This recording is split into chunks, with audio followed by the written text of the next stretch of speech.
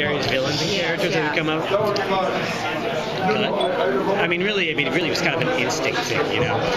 A lot of it is like when we map out the season in the writers' room and we're looking at it all, we have people kind of like, you want people to kind of like their storylines to climax and like have a denouement. And like, so saying, okay, Penguin's had a really huge story for this period, and he's going to be, you know, kind of like resting for a while. So then it's like a great 2-episode arc to bring in Scarecrow for those times. So it's like all these intersecting like sine curves and cosine curves that are going through. That's math through the season. So it was really just kind of like trying to balance everything. And you know, you kind of get those feelings too, where we'll tell like a real like a Falcone Maroni story for like 2 episodes, which can feel very like mobby. So then you're saying, oh well, now I really want like a story that's going to feel more super villainous. So we'll do like Jonathan Strange or Red Hood episode, something like that. So it really is like a feel, just like a Can you give us a sense? That's pretty specific, huh? Yeah, can you give us a sense of the direction going into kind of as we start heading towards the finale, like you know, like an overview of where we're going? Sure. There's a 3-episode arc that's going to begin in 19 and goes to like 21. Yeah, that's 3. Which is Gordon's investigating the serial killer that's going to impact him in his really personal way. That's going to have like repercussions all through season 2, and like really damaging. The Penguin story that he's been running up against like his kind of like rise. This season we kind of thought of as a rise of the Penguin. But the Penguin story will come to like a really bloody and dark conclusion in the finale as we see like all of his plans and machinations finally kind of like erupt and like kind of start to rip Gotham apart. And we see Gordon's kind of like butting heads with the establishment inside the GCPD as well, kind of like coming apart. And then you see other characters who are coming forward and like really doing things, and you see sides of them as they take like those evolutionary steps forward to becoming the people they're going to become. Selena, Enigma, Bruce, all of those characters take those big jumps forward, going, oh, I see you actually are on the path to becoming the person you're going to be, that we all know they're going to be. So.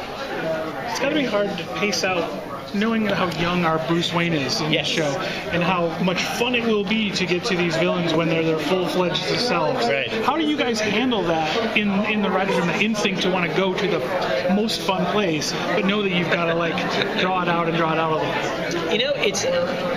I mean, I think a lot of times, I don't know, it's telling the origin stories, we've taken a lot of like steps even further back, you know?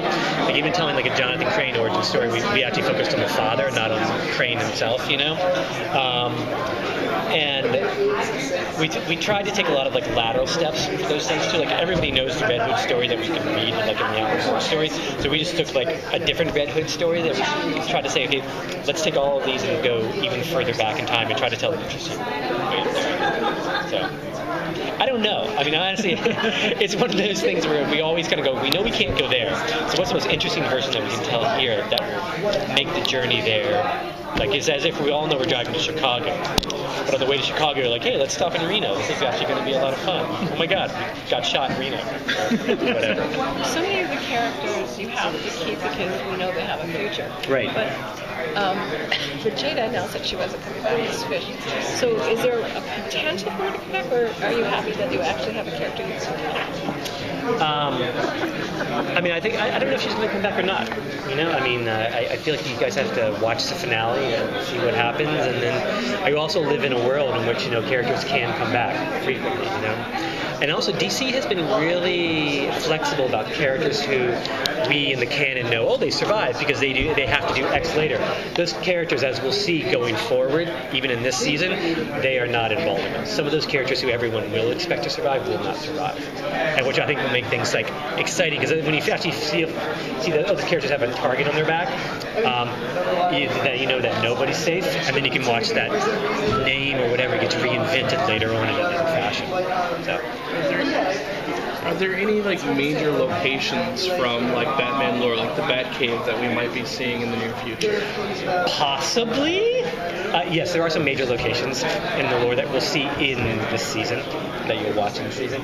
I'm not really going to say more than that, but you will see them in the next couple of episodes. Where again, it's going to be part of those, like when I was talking about those big character steps forward, where you see them becoming those people. Well, one of the things you guys had, in addition to extra episodes, was added this season. You also got the very, very early season 2 episodes. Can you just talk about how that kind of changed your writing process for this season and what that might mean for what that will mean for season 2? Sure. We originally thought we were doing 16 episodes, so we had arced out the season to end at 16 episodes. So we had to kind of like start building things out again. Like we actually weren't going to do Jonathan Crane this year. When we got those extra six episodes, we did that. We built in the fish getting kidnapped by the doll maker storyline that had not existed before. We weren't going to do a Red Hood story. We had not planned on doing flying Graysons, So we brought in some of the characters that we were actually planning on saving for later, frankly. But this next year, ways like the early pickup has affected our storytelling. Now it's like we're arcing the whole 22 seasons. So we actually know where we're going, where we're ending up, and so hopefully it'll feel a little less panicked. And you're bringing in Lucius Fox. We are bringing in Lucius Fox. Can you talk about what we're going to see? He's played by Chris Chalk, who's a great actor, and just also a fan of the material too, which is always great to have on the show. And he has a small appearance this year, but he's going to play a much larger role next season. So as we've seen, like Bruce, young Bruce, investigating what's going on at his family's company, that mystery will kind of deepen next year, and Lucius starts to play a role.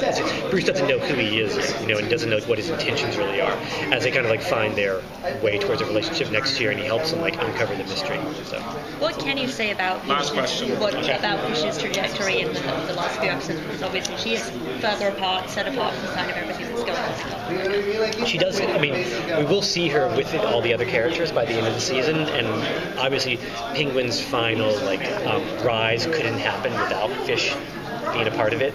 So we'll see the two of them kind of come back together and